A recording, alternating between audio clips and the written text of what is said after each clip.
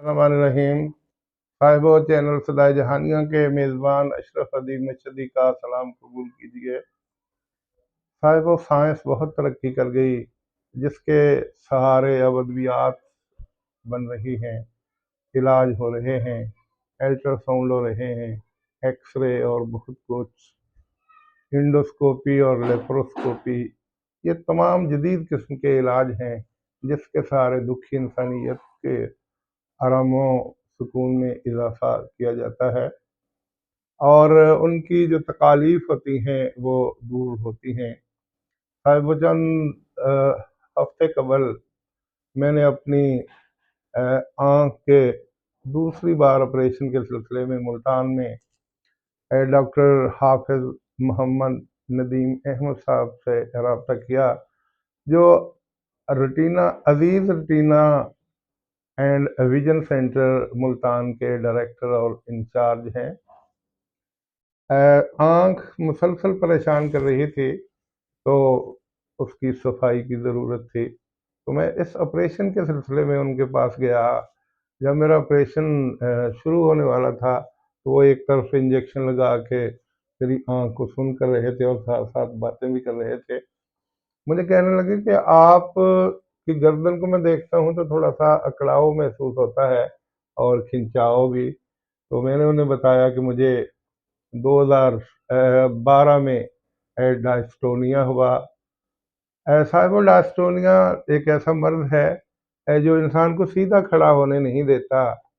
आप खड़े हों तो यहाँ कानों के नीचे से गर्दन के पट्टे अकड़े होते हैं और यूँ महसूस होता है जैसे पिछली तरफ आपको खींचा जा रहा है। ये वो मर्ज है जो शाकिर शुजावादी को भी लाहक है। मेरे और उसमें फ़र्क ये है कि उसको 5 साल की उम्र में डायस्टोनिया हुआ और मुझे 40 साल की उम्र में डायस्टोनिया हुआ। तो डॉक्टर साहब मुझसे पूछने लगे कि आपने अब तक कहाँ कहाँ से इलाज करवाया और अब आप, मुझे यूँ महसूस होता है जैसे सब कुछ आपने तस्लीम कर लिया है कि जो कुछ होना था हो गया। मैंने कहा नहीं, मैं इब्तदाई तौर पे न्यूरो सर्जरी वार्ड निश्तर में आया, तो उन्होंने मुझे न्यूरो फिजिशियन वार्ड में भेज दिया, जहाँ मैंने डॉक्टर फहद सलीम मेतला से इलाज शुरू किया। तो इसके बाद वो चूँकि मेडिकेयर में बैठते थे, तो मैं मेडिकेयर में उनके पास 1 साल तक जाता रहा। फिर कुछ अर्सा के बाद डॉक्टर खुर्रम हकनवाज, जो CMH के बेहतरीन न्यूरो सर्जन थे और न्यूरो फिजिशियन भी, मैं उनके पास गया तो उनका इलाज जारी रहा। फिर इसके बाद डॉक्टर इनामुल हक मसूद, जो कि न्यूरो साइकाट्रिस्ट थे, वो CMH से रिटायर होके फातिमा मेडिकल सेंटर पे बैठते थे, मैं उनसे इलाज करवाता रहा। और दीगर 4 डॉक्टर के मैंने नाम लिए, जिसमें तनवीरुल हसन रमज़ी मरहूम भी शामिल थे। तो डॉक्टर साहब कहने लगे मैं हैरान हूँ कि आपको ये अफाका क्यों नहीं हुआ। मैंने कहा ये तो खुदा की तरफ से होता है। तो फिर उन्होंने मुझे बताया कि एक इंजेक्शन बोटॉक्स के नाम से मौजूद है, जो मुख्तलिफ ममालिक में बनाया जाता है और महंगे सस्ते हर तरह के वो इंजेक्शन मौजूद हैं, जो डायस्टोनिया के मरीजों को लगाए जाते हैं और वो आसाब को रिलैक्स करते हैं। और फिर मुझे उन्होंने बताया कि चौधरी शुजात हुसैन है, वो भी ऐसे ही खिंचाव के शिकार है। तो वो तो साहिब सरवत आदमी है, वो बेल्जियम 4 माह के बाद बेल्जियम जाते हैं और वहाँ से वो इंजेक्शन, बहुत महंगे इंजेक्शन, 4-5 लाख रुपए का इंजेक्शन होता है, तो वो लगवा के आते हैं। तो फिर उनकी गर्दन सीधी होती है, फिर वो बातें कर लेते हैं और वो पिछले 2 साल से काफ़ी बीमार दिखाई देते हैं और चलना फिरना, घर से बाहर निकलना उनके लिए तो खासा दुश्वार है। लेकिन इसके बावजूद उनकी सियासत भी साथ साथ चलती रहती है, जो उनका ख़ानदानी विरासत भी है और ख़ानदानी मसला भी। ये तो एक अलग मौजू है। तो वो कहने लगे कि हमारे मुल्तान में कुछ डॉक्टर ऐसे हैं जो बोटॉक्स इंजेक्शन باہر سے منگوا کے یہاں لگاتے ہیں، اور جو آخری ریٹ ہے انجیکشن کا وہ 35,000 روپے ہے۔ تو آپ بھی اگر اس آنکھ والے مسئلے سے فراغت کے بعد یا نجات کے بعد یا صحت مند ہونے کے بعد محسوس کریں تو آپ بھی انجیکشن لگوا لیا کریں، تو یہ کافی سود مند ثابت ہو سکتا ہے۔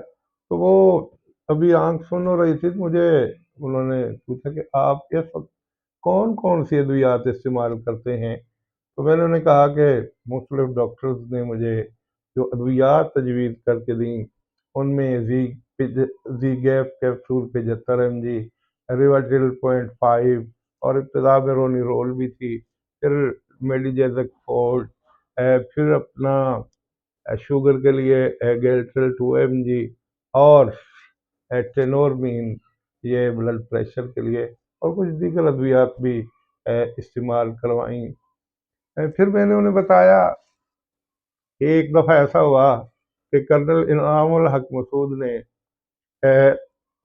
مجھے کوئی دوائی لکھ کے دی کہ یہ نیچے سے لے لینا، وہ 0.5 تھی، اور میڈیکل سٹور والے لڑکے نے مجھے 5 mg دے دی، اور وہ 15 دن استعمال کرنا تھی۔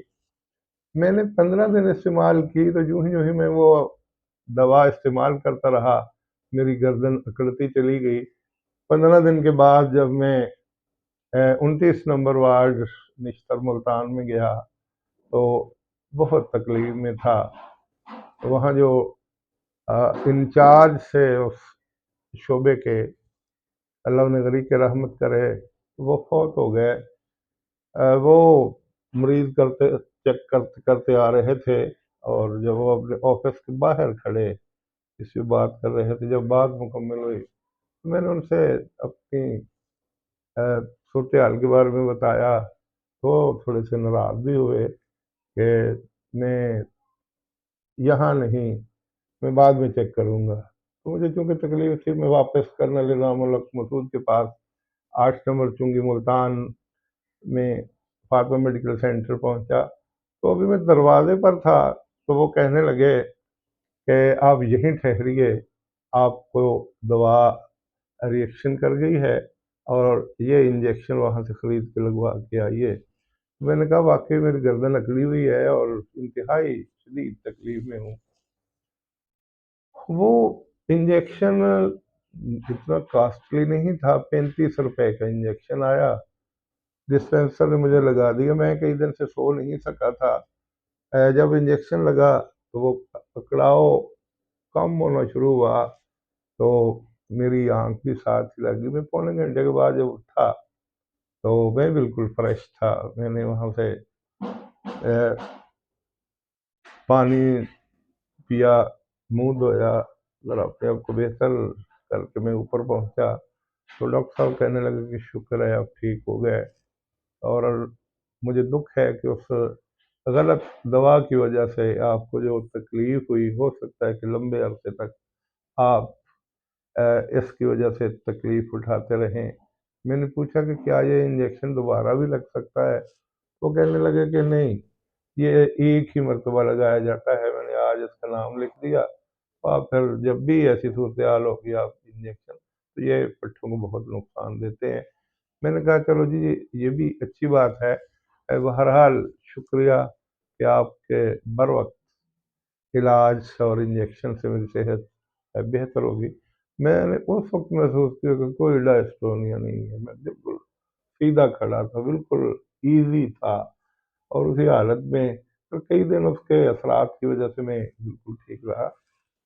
تو یہ میں بوٹاکس انجیکشن کے بارے میں بات کر رہا تھا کہ retina specialist doctor Nadeem Ahmed صاحب کے بقول یہ ڈائسٹونیا کے مریضوں کے لیے تیر بھر نسخہ ہے، آپ اس کو آزمائیں تو یقینی طور پہ آپ افاقہ محسوس کریں گے۔ تو میں نے ان سے وعدہ کیا کہ میں انشاءاللہ جو ہی آنکھ کے مسئلے سے فرصت ہوئی، اب ماشاءاللہ میں بہت بہتر ہوں، اور آپریشن کے بعد اس آنکھ سے میں 80% دیکھ سکتا ہوں، پڑھ سکتا ہوں، لکھ سکتا ہوں، اور میں اس خدا کا شکر ادا کرتا ہوں جس نے مجھے تقریباً 5 ماہ کے بعد اس آنکھ سے دیکھنے کی توفیق دی، ہمت دی، ورنہ میری آنکھیں بند تھی اور میں دیکھ نہیں سکتا تھا۔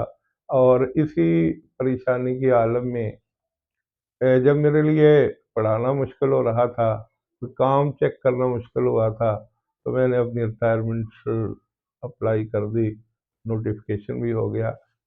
تو اب جب آپریشن ہوا ہے تو پھر مجھے اب کبھی کبھی خیال آتا ہے، کبھی تو یار میری 5 سال سروس باقی تھی، تو کیا ہی اچھا ہوتا کہ یہ آپریشن پہلے ہو جاتا اور میں یہاں تک سوچنے پر مجبور نہ ہوتا۔ ریٹائرمنٹ کی زندگی کی ایک اپنی چس ہوتی ہے، ایک اپنا انداز ہوتا ہے، لیکن جب بندہ حاضر سروس ہوتا ہے یا کام کاج کر رہا ہوتا ہے تو ایک روٹین ہوتی ہے، صبح صبح اٹھنا، نہانا، کپڑے تبدیل کرنا، ناشتہ کرنا اور اپنے آفس یا سکول میں پہنچ جانا۔